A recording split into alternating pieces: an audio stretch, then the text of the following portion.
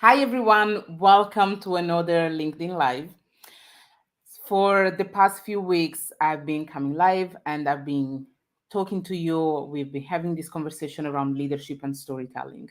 One of the main points when it comes to leadership and storytelling is around the leaders who are actually sharing the stories. And so many times, what I hear from leaders are things like, oh, but my story doesn't matter. Oh, but where do I start with sharing a story?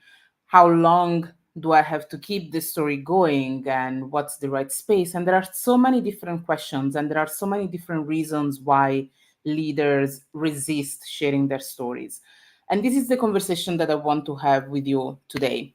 My name is Beatrice Kabutakapua. I am the CEO and founder of the Business Storytelling Center, which is a leadership development firm where we train and coach leaders so that they are able to be more visible, more clear, and also they're able to communicate the vision and the culture of the company in a way that really engages the employees and the team members.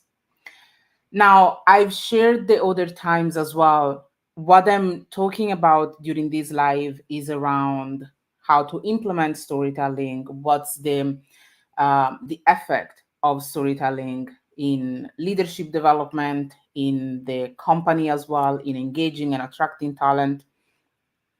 And all of these topics are important, and I'm glad that you have been listening to this. Although there is always a step to be made between getting the knowledge and then implementing it. There is obviously a huge step to be made there. I've tried to make it easier for you because linked to this LinkedIn Live, it's also an in-person event, an in-person training session that I will be delivering here in London on the 6th of June. This session is particularly designed for leaders, and in particular for leaders who are trying to be more authentic and want to understand how they can share their stories, how they can access the stories that they want to share, so that they can really engage their team, so that they can really motivate them, but also for themselves to be more visible in their career and then advance to a higher level of leadership. It's happening on June 6th. There are only 30 people who can join because of the nature of the session. It's something that I wanted to keep small. So I'm looking forward to seeing you there. I will be putting the details in the comments, but if you have any questions, you can always reach out to me on LinkedIn. Now, let's talk about to get today's topic, which is why leaders resist sharing their stories. And this is a topic I wanted to discuss with someone else, someone who has been within the team for a very long time.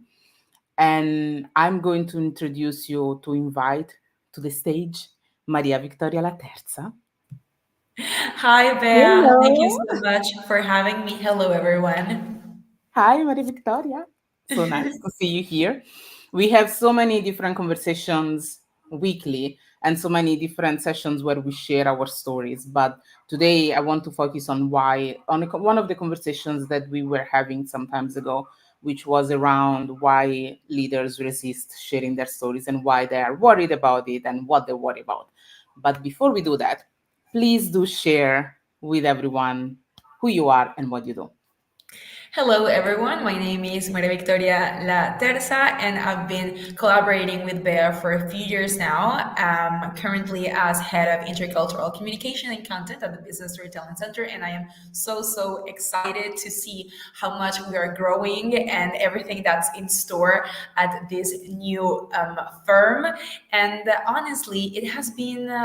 Quite an experience to work with Bea to understand the world of storytelling, which I have also applied in my general work. I work as a consultant for several communication agencies around the world, and I live in Italy, but I am originally from Venezuela. Great. Now it sounds like, an advert to come and work with us. Well, why not? I swear, it's an amazing place to be at. So, you mentioned as well that you have worked within storytelling before, right? So you have used the tool before. What I wanted to gather from you, from the experience that we had working together, what did storytelling look like for you before? I graduated in communication, so I knew about the concept of storytelling, but it was always within a context of how to make a story sound interesting, how to make it more compelling for people, how to get people to listen to you, basically, and how to use that to attract more people, like more into a marketing sort of approach to storytelling. And then when I met you, I basically discovered this whole other world of possibilities, and especially the depth of storytelling. So it's not just a tool for marketing. There is so much more behind it. And when I first approached the concept of storytelling, it was just that, oh yeah, well, you need a subject, and then that little person needs to go this great thing, and then there's going to be a conclusion, and then that was basically it.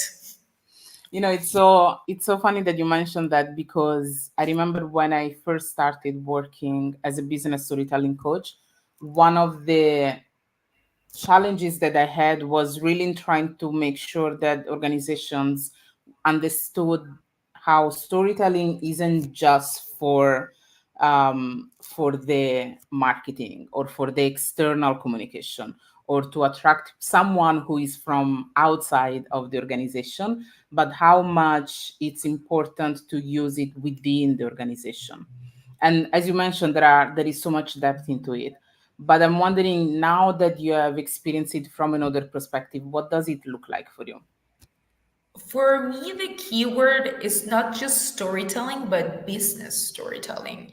It's incorporating that concept into your daily business life. May you be an entrepreneur or work in the corporate world. How can you integrate that into your work and your job? Because it's not just telling a story for the sake of getting people to listen to you. It's more about telling a story to connect with the people that you need or want to be connected to, and especially to build trust and to build bonds, because as humans we are united by stories. Like, you can tell me something and be like, oh, okay, but if I can relate to what you're saying, that automatically puts us in a whole different level.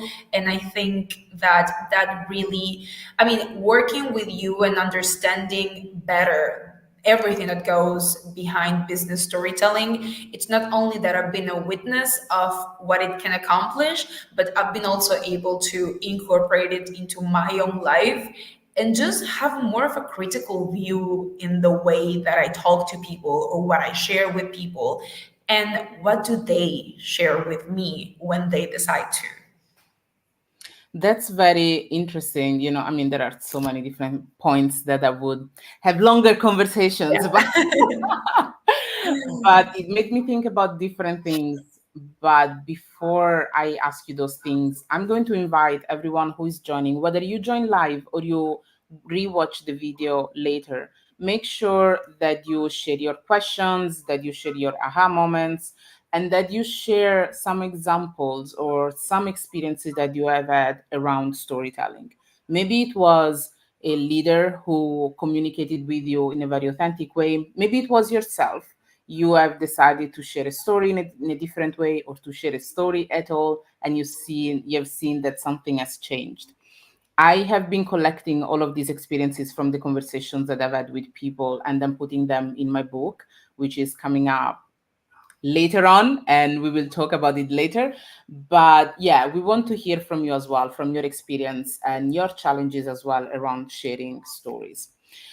You mentioned about the importance of the word business close to, attached to storytelling. And I was going to ask you what it is for you the biggest takeaway from, seeing storytelling being used in a different perspective. I think for what I've seen, and the most important thing for me is the fact that once you understand the importance or the benefits of using storytelling within your business is the fact that you really connect with yourself and you really own your story. That is like the key thing for me, because it's not only, well, I'm going to share this, it's really connecting with what you've been through, selecting what you want to share because you're not forced by anyone to share your whole life story. But it is really about saying, well, yes, I went through that and that made me who I am today. May that be a positive or a negative experience. I think it's really pure. It puts you in a very raw state, an honest and transparent state to be able to share who you really are with other people. And doing it in a business context, I think is very innovative, because it's not, well, I met this new girlfriend and we're going out for a coffee and I tell you a little bit more about myself. It's you as a member of a company, a member of a group, or as a leader yourself, you choose bits of what you've been through and you put it together in a way that it's going to help you and the people that you need to talk to be on the same level, basically. And I think that that's not something that we see all the time. I think we should. We're working towards that. But it's really important to just own who you are, your story, and share with the world. I think is just a beautiful and brave act. Yeah, it is definitely brave. And also, as you mentioned, it's interesting because oftentimes people hear, oh, I have to share my story. And then they go back to their autobiography and they're like, okay, so I have, which chapter exactly should I share?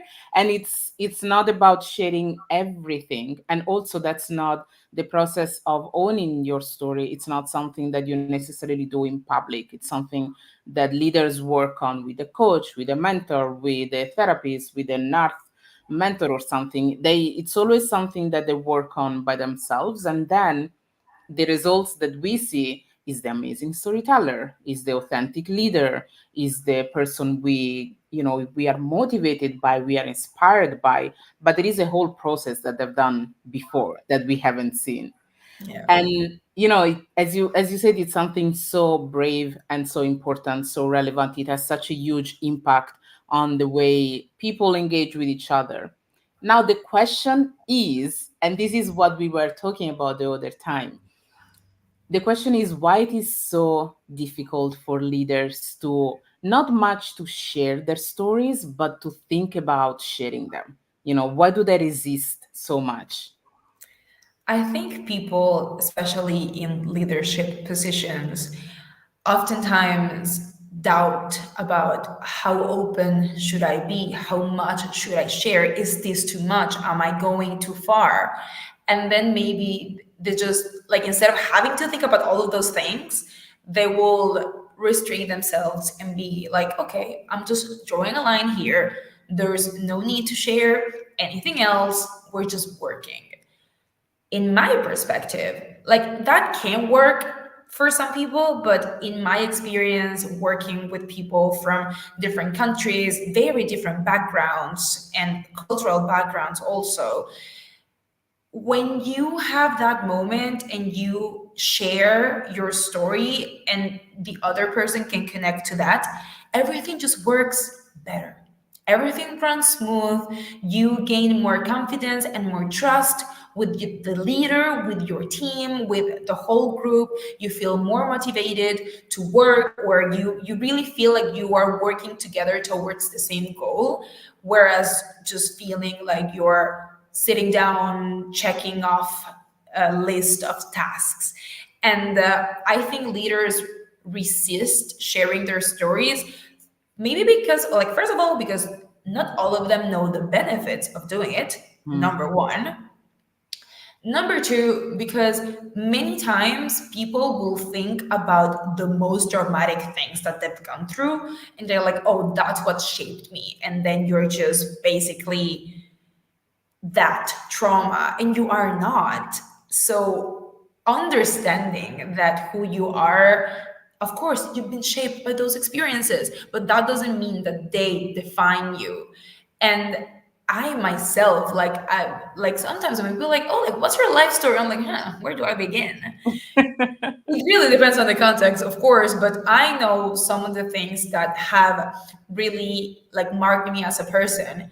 Some of them are bad, some of them are not. I, of course, try to focus not in what happened, but in what that has made me. And I believe that many leaders do not really understand the importance of doing that work. And it goes back to what we were saying about owning your story. There's a little bit of fear there that you don't know how far you want to go. And also the fact that people think that when you tell me like, oh, what's your life story, I don't need to go back to 1997 to tell you what's my life story. I just need to pick whatever it is that I want to share at the moment, depending on who you're talking to, depending on the context of the place, of the intentions, all of that. It doesn't need to be what you were saying about pulling out the autobiography. It can just be, well, this is who I am, or this is what got me here. What about you? Definitely. And these are all themes that come up a lot when we do training and coaching, right? So, a lot of the time during these sessions, when I go into the organizations and we are like, okay, now we are going to focus on your story. And everyone goes, oh my God, no, I cannot do this. I don't know. And it's not safe.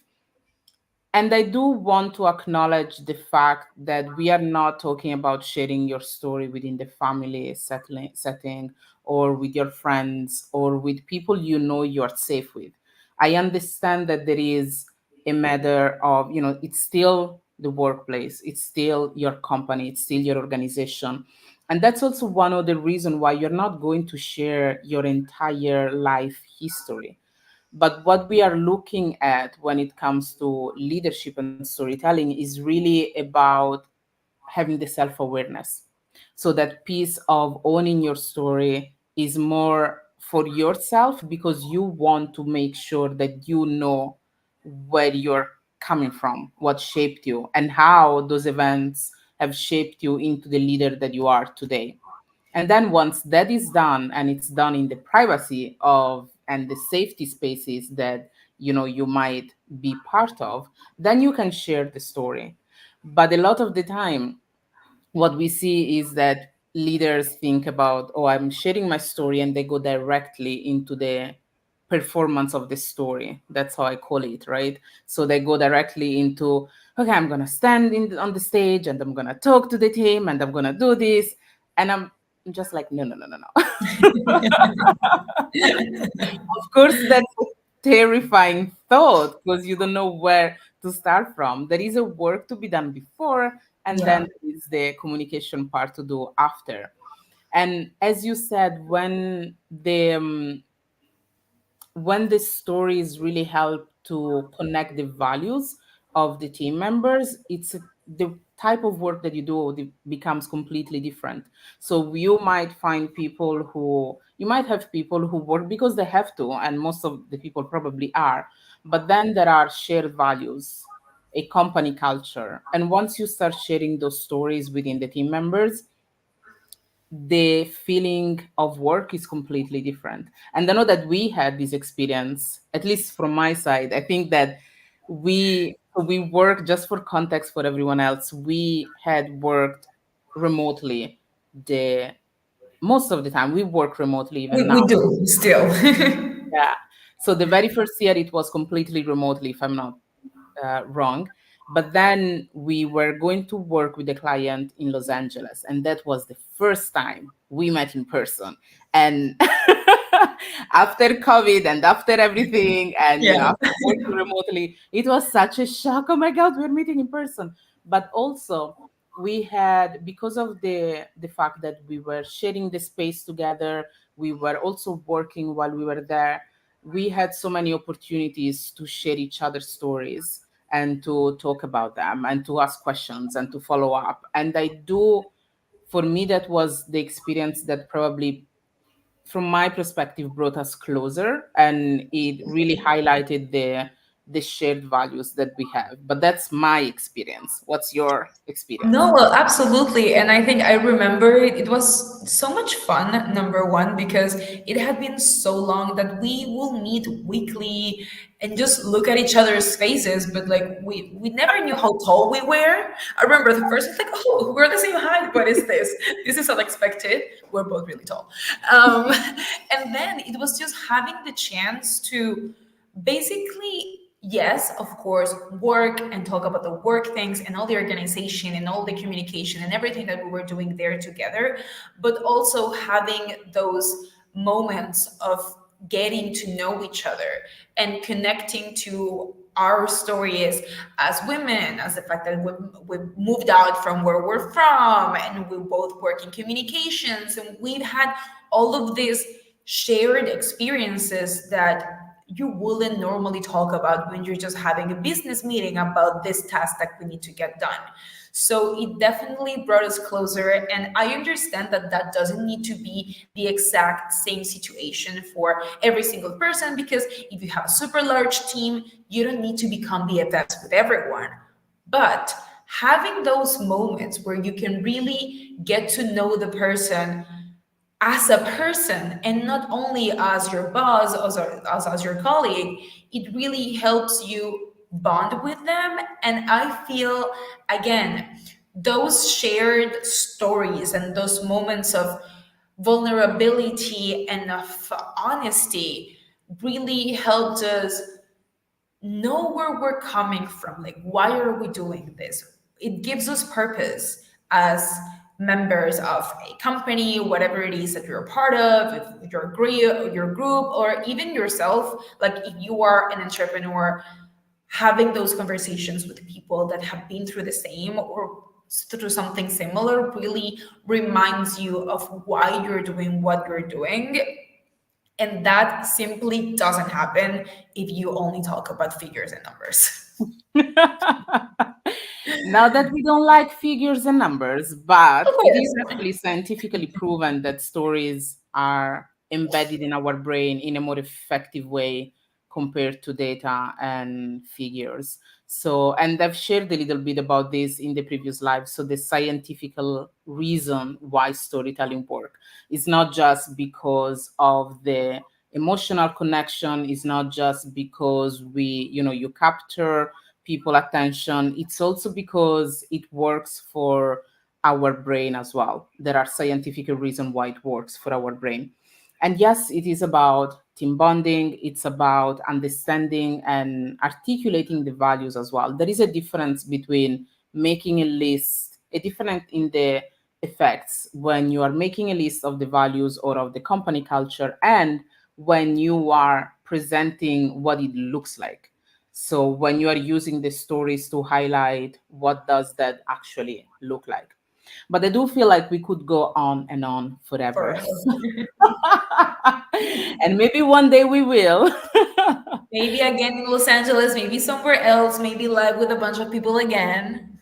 Yes, definitely. And on that note, one opportunity will definitely be the in person training session that will happen on June 6th, because we will focus on storytelling, on leadership, on how you as a leader can share stories and where to find those stories as well. So that will be the focus of the session. There is a whole framework that we use, which is focused on helping leaders to be authentic and to share stories. One piece of the framework is really to find those stories that you want to share, because oftentimes we don't have access to those immediately. So the workshop, the training session on June 6th, that will be our focus, understanding what the stories are and then understanding how and when you want to share them. So join us. There will be both of us. We will be at Santander Work Cafe in Triton Square in London, and I will be linking all the details in the comments. But if you have any questions, just reach out to me. Now, before I let you go and before we close it, I want to make sure that I ask to everyone who is watching this or who is rewatching it later to ask, what is your key takeaway from these conversations that me and Maria Victoria had? What will be one key takeaway from you from this conversation? And while you think about that, I will ask you, Maria Victoria, is there something else that you would like to add? I'd just like to share with people that you should take a chance on yourself and you should figure out what it really means to own your story. And if you don't know which steps to take, we're here for that. And again, I don't want to make it a story about marketing again, but in my personal experience, having known Bea for these years, it's not like I first came in and she gave me a lesson about storytelling and she taught me about what it is that it means to like embed storytelling within the business. These are things that I've learned through talking to her, and I think like it can be Bea, it can be me, it can be your friend, it can be whoever. Bring up the topic about what it really means to share your story. And from getting other people's stories, you will learn so much yourself. Like all the things that I've learned about storytelling in business through working with Bea, I've implemented in my own life and with all of my clients as a consultant, which are like very different from each other. But I've been able to really implement what I've learned just by talking to her and by listening and by reading all of her LinkedIn posts. And again, of course, by working together. But I really feel like if you know someone who knows about something that you don't know about, that's a person to sit next to, and that's a person that you have to go talk to open your like broaden your horizons and see what it will mean to you to use storytelling at the workplace. And come meet us on June 6th. Yes, definitely. Thank you so much, Maria Victoria. Thank you so much for joining us. Thank you for having me. I hope you have a good rest of your day. And thank you to everybody who's tuned in or will tune in later. My name is Victoria La Terza. You can find me here on LinkedIn as well. And we are happy to let you know more about the Business Storytelling Center. Moving on. Bye bye. Thank you. Thank you so much for joining today's live. Thank you for rewatching it as well. Make sure that you write down in the comments your key takeaway from these conversations. These are things that really I want to, it's really about having the conversation. And these are topics that I want to make sure I know how you feel about. I know what things resonated more with you. And so that we can create more content, we can help you, we can support you more. And in the meantime, make sure that you sign up for June 6th for the in-person training session.